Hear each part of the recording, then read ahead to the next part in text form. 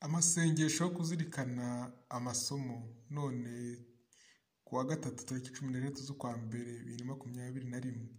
Mana ngwino umfashe nyagasani banguka untabare, niba Imana Data na Mwana ari mutagatifu nkuko bisanzwe iteka niba n'ubu n'iteka ryose. Amen. Kristu yaradukunze aratwigurana, atura Imana igitambare nacyo gisakiye kwiye. Nimucyo dutega amatwi ijambo rye, turyakira n'umutima ukeye, ritubere inzira y'ubutungane.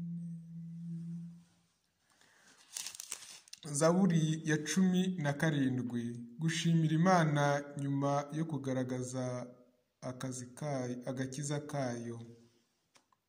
Nyagasani ndagukunda, uri imbaraga zanjye n'umukiro wanjye.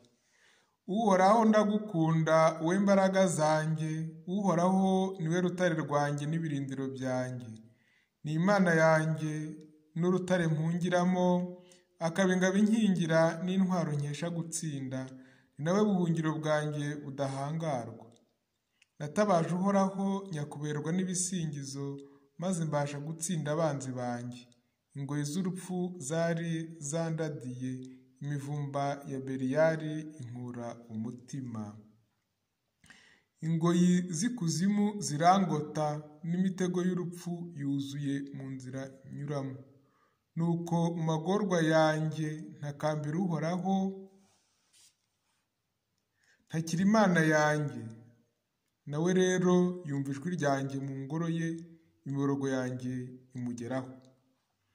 Nuko isi irahindagana, ihinda umushyitsi, ibitereko by'imisozi birakangarana, birahungabana kubera uburakari bwe. Mu mazuru ye hacucumuka umwotsi, mu kanwa ke havuka umuriro w'inkongi, hasohoka n'amakara agurumana. Abogeka ijuru maze aramanuka, aza arangwa n'igicu kibuditse munsi y'ibirenge bye. Yicara ku gihu maze araguruka, agenda ahorera mu nkubi y'umuyaga. Umwijima awugira ubwihisho bwe, yitwikira ibicu by'urucukirane bimeze nk'amazi y'urwijiji. Akezezi kamubanza imbere, bya bicu biratamuruka, maze hagwa amahindu n'amakara yaka. Uhoraho ahindura mu ijuru nk'inkuba zesa. Umusumba byose arangurura ijwi, arasa imyambi ye ikwira hose, arekura imirabyo maze isakara hose. Ubwo indiri y'inyanja irarangara, n'ibitereko by'isi biriyanika kubera umurimo wawe Uhoraho, n'inkubi y'umuyaga uvubutse mu mazuru yawe. Nuko aho ari mu ijuru arambura ukuboko aramfata, ankura mu mazi abira, ankiza atyo umwanzi wanjye ukomeye n'abandwanyaga bandusha amaboko. Bari bantanze imbere ku munsi w'amakuba, ariko Uhoraho ambera ikiramiro, arangobotora anshyira ahantu hisanzuye, nuko arankiza kuko ankunda. Uhoraho yangiriye ibikwiranye n'ubutungane bwanjye, ampembera ibikorwa byanjye bizira amakemwa, kuko nakomeje inzira y'Uhoraho, ntabwo nigeze mba umuhemu ku Mana yanjye. Amategeko yayo yose nayitayeho cyane, sinaca ukubiri n'amabwiriza yayo. Nayibereye indakemwa, nirinda igicumuro icyo ari cyo cyose. Nuko Uhoraho anyitura ibikwiranye n'ubutungane bwanjye, asanze ibikorwa byanjye bizira amakemwa. Uw'indahemuka umubera indahemuka, uw'indakemwa ukamubera indakemwa. Uw'intungane ukamubera intungane, naho uw'incabiranya ukamurusha ubwenge. Imbaga yasuzuguwe ni wowe uyihesha gutsinda, naho abibonabona ukabakoza isoni. Uhoraho ni wowe uncanira itara, Mana yanjye ngaho mboneshereza mu mwijima ndimo. Iyo turi kumwe nsanganira igitero, iyo ndi kumwe n'Imana yanjye nsimbuka inkike zihanitse. uba Imana Data na Mwana ari umutagatifu nk'uko bisanzwe iteka ubaye n'ubu n'iteka ryose. Amen. Nyagasani Mana yanjye, mu ijuru ryanjye uramurikira. Bose bari bahimbajwe n'amagambo yavaga mu kanwa k'Imana. Isomo ryo mu gitabo cya mwene Siraki, umutwe wa 24, umurongo wa 1 kugera 23. Igisingizo cy'ubuhanga. Ubuhanga buvuga igisingizo cyabwo, bukivugira rwagati mu ikoraniro, mu mbaga y'umusumba byose, bubumbura umunwa, maze imbere ya nyir'ububasha bukisingiza bugira buti: jyewe nakomotse mu munwa w'umusumba byose, maze nsendera ku isi nk'umwuka. Jyewe nashinze ihema ryanjye mu kirere, intebe yanjye y'ubwami yari mu nkingi y'agacu. Jyewe jyenyine nazamutse ikirere cy'ijuru, kandi ntembera mu nyenga y'ikuzimu. Nategetse imivumba yo mu nyanja, ntegeka isi yose n'amahanga yose n'ibihugu byose. Muri ibyo byose nashatse aho nduhukira, ese natura mu mugabane wande? Nuko umuremyi wa byose ampa itegeko, uwandemye antegeka gushinga ihema ryanjye. Arambwira ati: shinga ihema ryawe kwa Yakobo, ahubwo umugabane wawe uhabwe umugabane wawe muri Isirayeli.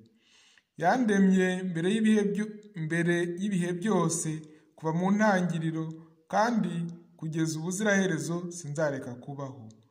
Naramukoreye imbere ye mu ihema ritagatifu, naje gutura ntyo muri Siyoni.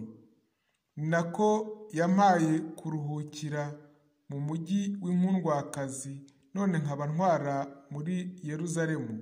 Nashinze imizi mu muryango ufite ikuzo, umugabane w'Uhoraho mu murage we. Narahakuriye nka sederi yo muri Libani, cyangwa umuzonabari wo ku misozi ya Herimoni. Nakuze nk'umukindo wo muri Enigadi, cyangwa ibiti by'i Yeriko bihunzeho indabo nziza. Nakuze nk'umuzeti utohagiye mu kibaya, nzamuka ngororotse nk'igiti cy'inturusu. Umbavu wanjye umeze nk'ibiti bihumura, nsakaza impumuro nziza nk'iy'amanemane yatoranijwe, ndusha ibindi byose bihumura. Iyo noshereje ububani mu ihema, jyewe nagabye amashami nk'ay'igiti cy'umushishi, kandi amashami yanjye yera ikuzo n'ishema, kimwe n'umuzabibu. Nejeje imbuto z'ubugwaneza, kandi umusaruro wanjye ni ikuzo n'ubukungu. Nimunsange mwebwe abanyifuza, muzahazwa n'ibyiza byanjye. Koko rero kunyibuka biryohera kurusha ubuki, umurage wanjye ukaryoha kurusha umushongi w'ubuki. Abandiyeho bongera gusonza, kandi abanyoyeho bakongera kugira inyota. Unyumvira ntazagira ikimwaro, kandi abakora ibyo bategetse ntibazacumura. Ibyo byose biri mu gitabo cy'isezerano ry'Imana isumba byose, n'iryo tegeko Musa yadusigiye, rikaba umurage mu miryango ya Yakobo. Iryo ni ijambo ry'Imana. Turishimiye Imana. Traité de Saint Irénée contre les hérésies. Personne ne connaît le Père sinon le Fils. Personne ne peut connaître le Père sans le Verbe de Dieu, c'est-à-dire le Fils ne le révèle, ni connaître le Fils sans le bon plaisir du Père. Or, le Fils accomplit le bon plaisir du Père, le Père l'envoie, le Fils est envoyé, il vient. Et le Père, aussi invisible et inconnaissable qu'il soit pour nous, son Verbe le connaît, aussi inexprimable qu'il soit, son Fils nous l'exprime. Inversement, seul le Père connaît son Verbe. C'est le Seigneur qui nous a montré cette double vérité. Voilà pourquoi le Fils révèle la connaissance du Père par sa manifestation. La connaissance du Père est la manifestation du Fils, car toutes choses sont manifestées par le Verbe.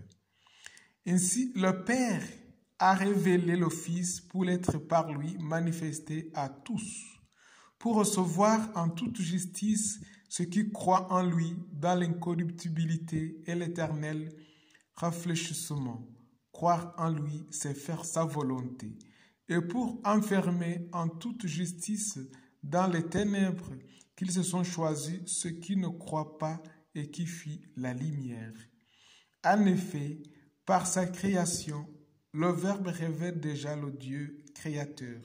Par le monde, il révèle le Seigneur qui ordonne le monde par l'ouvrage, l'artisan qui l'a modélé par le Fils, le Père qui a engendré le Fils. Et cela, tous le disent pareillement, mais tous ne le croient pas pareillement. Bien plus, par la loi et les prophètes, le Verbe s'est annoncé lui-même et il a annoncé le Père. En vérité, le peuple tout entier a entendu pareillement, mais tous ne crurent pas pareillement. En fait, le Père s'est montré par le Verbe en personne devenue visible et palpable. Même si tous ne crient